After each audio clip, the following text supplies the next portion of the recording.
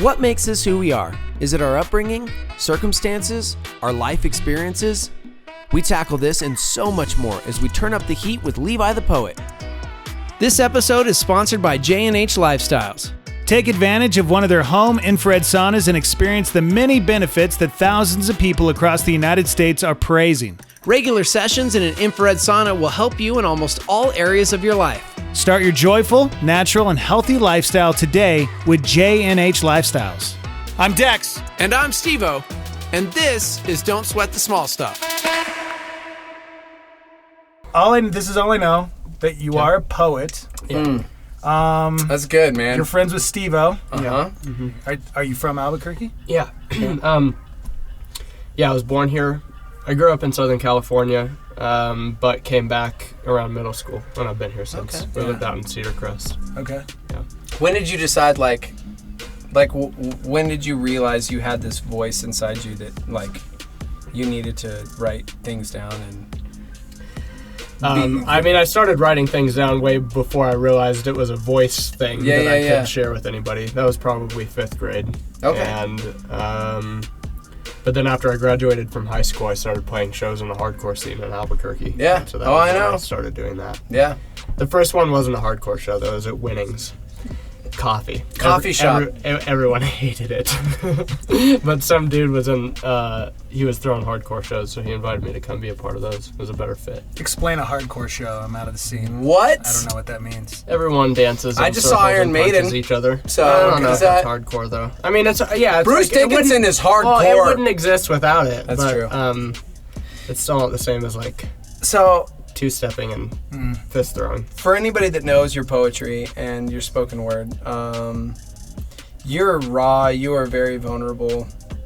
How has that helped or hurt you personally? Because, you throw some deep stuff out there. Is it a benefit to your brain, to your life? Or is it I think so. There's a degree to which a lot of the Levi the Poet stuff has been public processing. Yeah. And then that's turned into more of a conversation among a bunch of folks who also do not have everything figured out, but can be a part of that conversation. I think where, if it's been detrimental, it's that I've done so much of that there are times when I always labels a certain way, or then I always feel the need to be that vulnerable all the time. Where Dex may know this. I'm in a place in my life where I'm like, there should be such thing as a boundary. Yeah, that would be really interesting. Maybe to try don't to share practice. this aspect of my world. Yeah. And I think in my marriage too, that's probably been the place where it's most in front of me. Not everyone needs to know. What's marriage?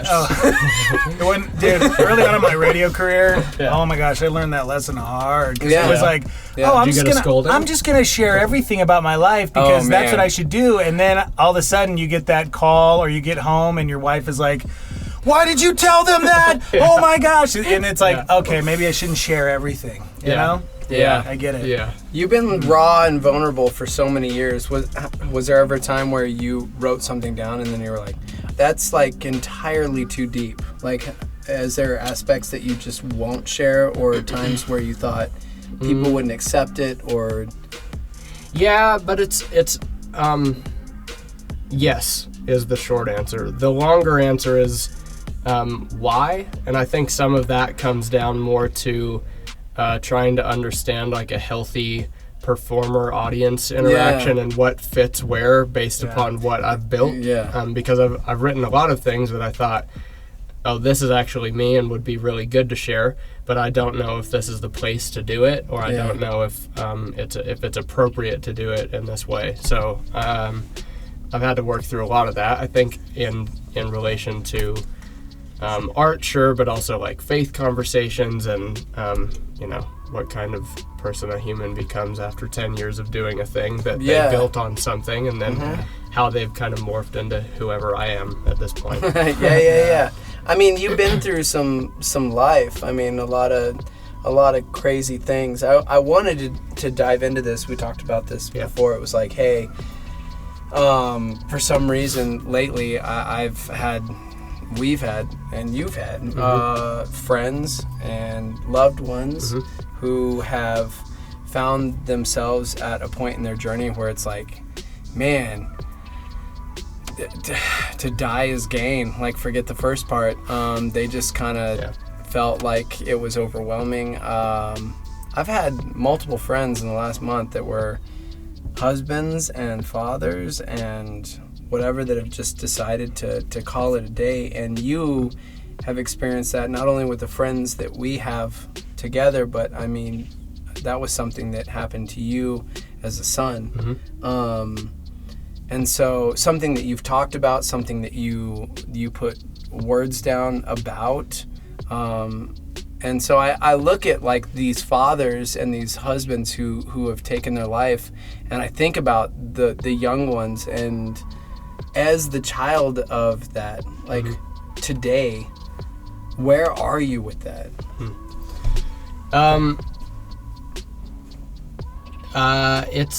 I will say that I don't know if the healing process ever stops. No, yeah. How old were you when it happened? I was 21. Okay. It was in 2011, in January of 2011, and it was 3 months before my wedding, and then we got married and went on the road for the time in between then and now. And so I think that that's a pretty big and significant part of this stopping year and process too, is diving into some more of that. But I don't feel anger. I've got like you said, we this last week, 2 weeks ago was National Suicide Prevention Day. Yeah. And then we and this whole community that maybe it watches this thing, lost somebody in relation to that, and a lot of people were really angry. And I understand that response. Like, when it comes to my own dad, I've definitely been very angry, and found myself furious a lot of times and not knowing how to articulate it. But more than that, I think across the board, I end up feeling something more like compassion. Yep. Or just empathy, because I've been there as well. And whether that's because I'm my father's son or just because I'm a human who's living, I get that. Yeah. And so, but it has, I mean, as far as me talking about it, like, that's made its way into a huge part of what the art project is as well. And I mean, I literally get emails every single day about mental health related stuff, every single day. And so, it's just been a huge part of the conversation that my family has been willing to have after that happened. Yeah. No, I mean, it's, after losing, somebody that, that you would never expect to take their own life. I'm sitting here looking at you two, and I'm like, that's how I looked at my buddy. You look just like everything was okay. Mm-hmm. Yeah. What the hell? You never know what's going on. Yeah. Right. Those thoughts. Inside. It's one of those things that people just don't talk about. Yeah. And it's.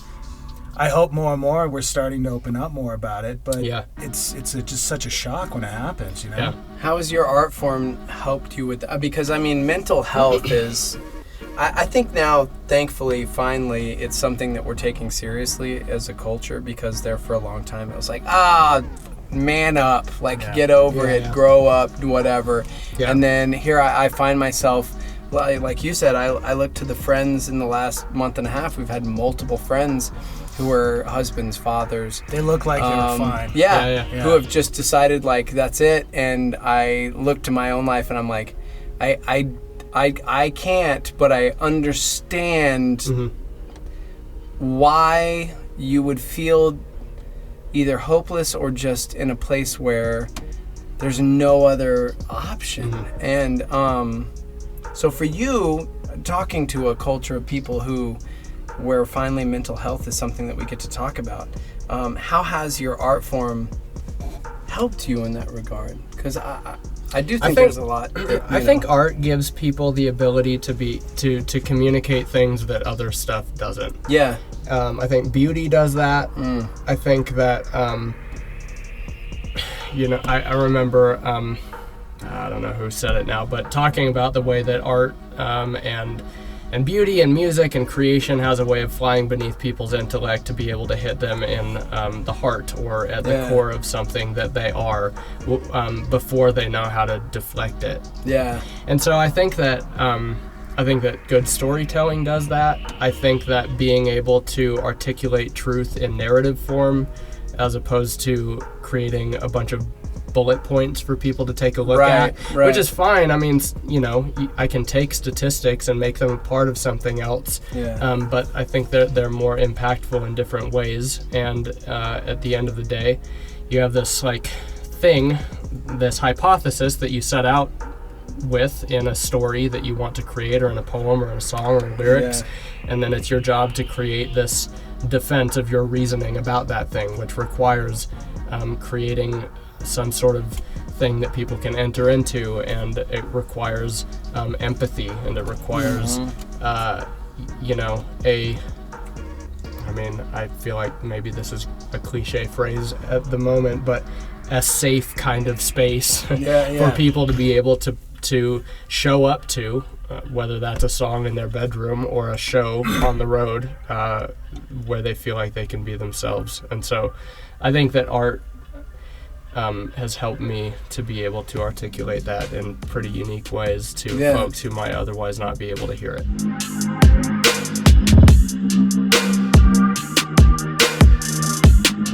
Enneagram style. You're both 9s, right? Yeah. Like you're a 9, he's a 9. Yeah. He's a 9. Cheers. He doesn't even. I think it's he doesn't even know. I gotta get out of here. But like, so for me, like I look at the 9 and I think, like the 9 is that person. I'm a 4. I'm a hard 4. Right, cool. So I'm like that hopeless romantic. I just want to be known, and so I think because of that, I'll share entirely too much because I want people to know and accept and love me. And there's that basic fear of everyone leaving. But then for the 9, it's like this wanting everybody to like. Yeah, I overshare for the same reason. Yeah. Like, so it's a very interesting space, to be connected, but then the 9 can like separate and run away, but you don't. You like take the mic and you're.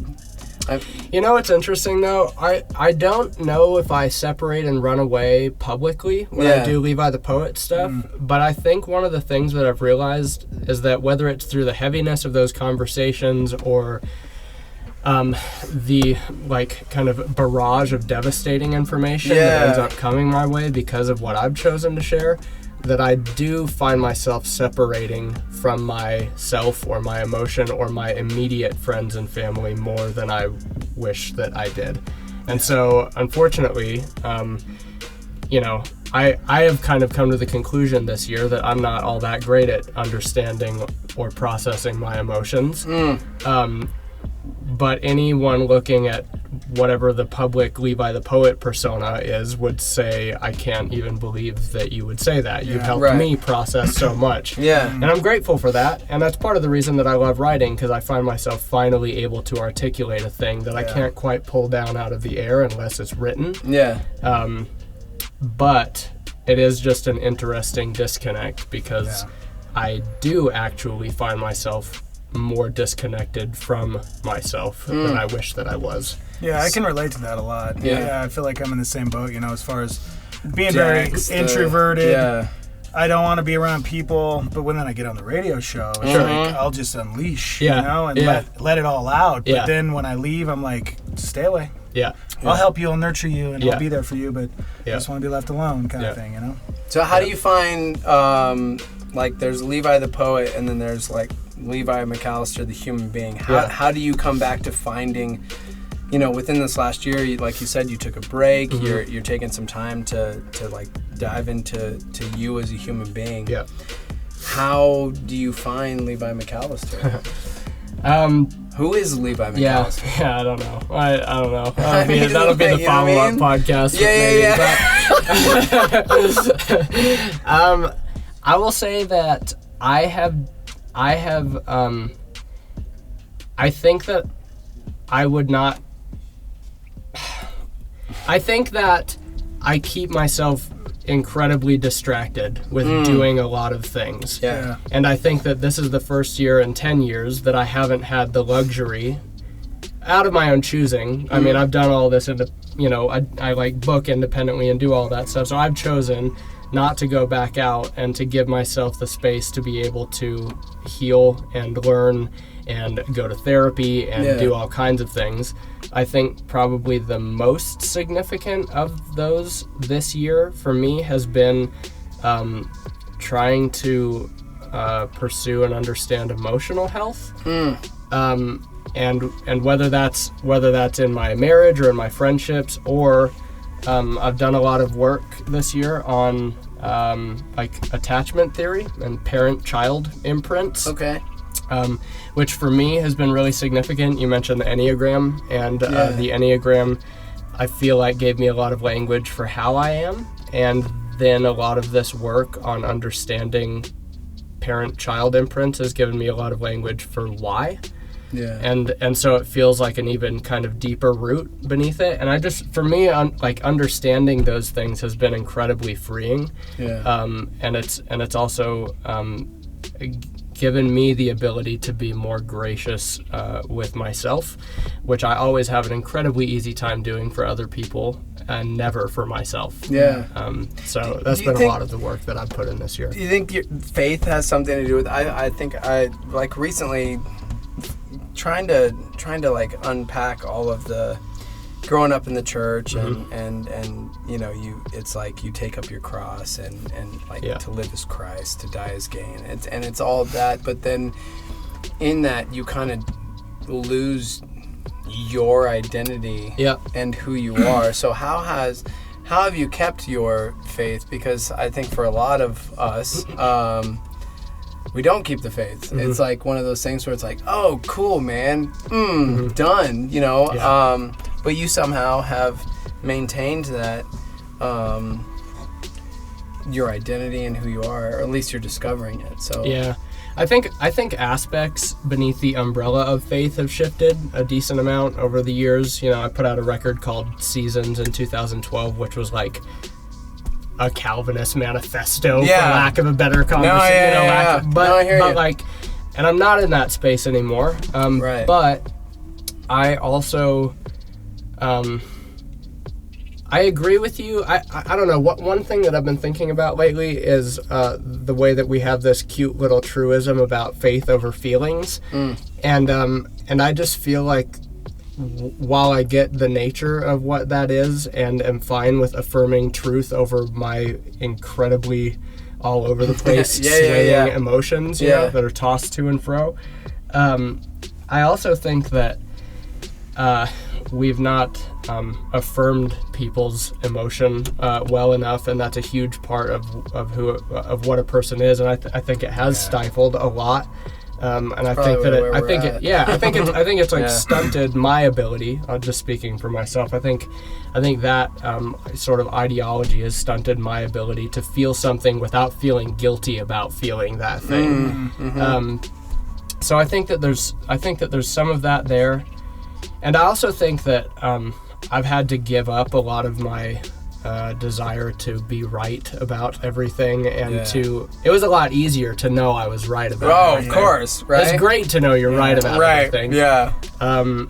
Sort of the conclusion that I've come to and written about, and I think where I'm at right now is like, I wrote this line into a record that just said presence is greater than answers. And I think in a lot of ways for me, the answer has showed itself as presence, and that's like the best way that I've been able to summarize things as of late, and whether that's through friendships or through meditation and prayer.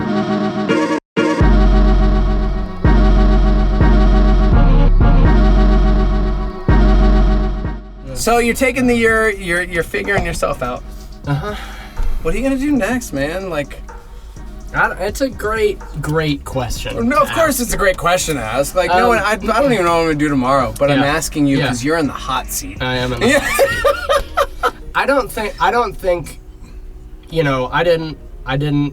I talked to a few people about the fact that I was going to pause for a minute, and to me that was really huge and significant. I just got done playing 4 shows, like the first 4 shows of the year this last weekend. Yeah, that's why this the end episode's of September, delayed. which is wild. And I came home and I was like, Brandy, it made no difference. It was okay. No, it was great, but it was also like, oh, all of your worry all year about not being that active was like, Brandy's like, yeah, well, most people only see you once a year anyway. Yeah. It makes 0 difference to them whatsoever, you know? Yep. So there's a lot of in my head stuff. So I don't think that this is done. I'm writing a lot. I'm writing a lot of stuff that I think could be on a record. I'm writing a lot of stuff that I think could be in a book.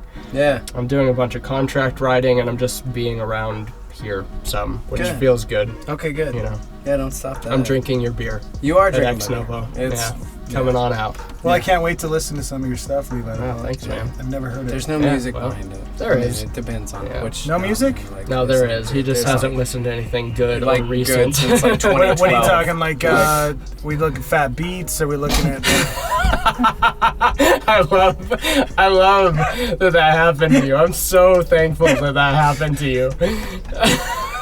Opera, classical... German Pilsner out my nostrils, man! We're looking at jazz. Oh, God! There's a record that's super, like... Dubstep, is that still in There's there? not any dubstep. The most recent one is a little more of a hip-hop vibe, you know? But, oh before my that, God. Like, I don't know. What's the most definitive hip-hop album of all time? Say that The again. most one more. definitive hip-hop album of all time? He understood me. I don't Say that know. 3 times I don't real know fast. how to answer that. In your world. I mean, I grew up listening to the M&Ms that we've been talking about earlier, so that was nice. Yes, you know, yeah. I still think he's the GOAT. I mean, I agree. it's cool. You're wrong. It's the score by the Fugees, but Gosh. or Into the what I meant 36 to say Chambers was, by Wu-Tang Clan. Are But we whatever. there yet? Have you watched By the series Norman yet? Rubin. Have you watched Who I the... just played a show with this weekend. Did you? Yeah, it was so weird. He wasn't under the John Rubin project, but he Okay. was just there like doing an event. How weird is Okay. that? Have you watched the Wu-Tang Clan series? On Hulu? Yeah. I have not. Hulu. Hook me up. It's like $7 a month. I'll give you I the can't password, afford that. Oh, yeah. I'd love to. Jeez. We end the show with our theme song Okay. every time, and Okay. it's up to the guest to create our theme song. So, what is okay. our theme song? What's your show called? It's called Don't Sweat the Small Stuff. Oh, Because you shouldn't gosh. sweat that shit. You know what I'm saying? Yeah. Yeah. So what do I have to do right now? I have to You sing gotta something? end the show. Do your poetry. We can't end the show without you doing like our outro. Can you do a little poetry of this time in the sauna? Ooh. You know? I mean, you're putting him on the spot. Oh man, Give me a little am taste. So bad at I'm out of freestyling. beer, so This you is need gonna to be hurry. the worst taste that you've ever had. Do you need a beat? He's really good at beats. I mean, I'm really good at eating beats. I love beats. Don't sweat the small stuff. Steve-O keeps cussing and I'm he not knows he's not supposed to. Don't sweat the small stuff.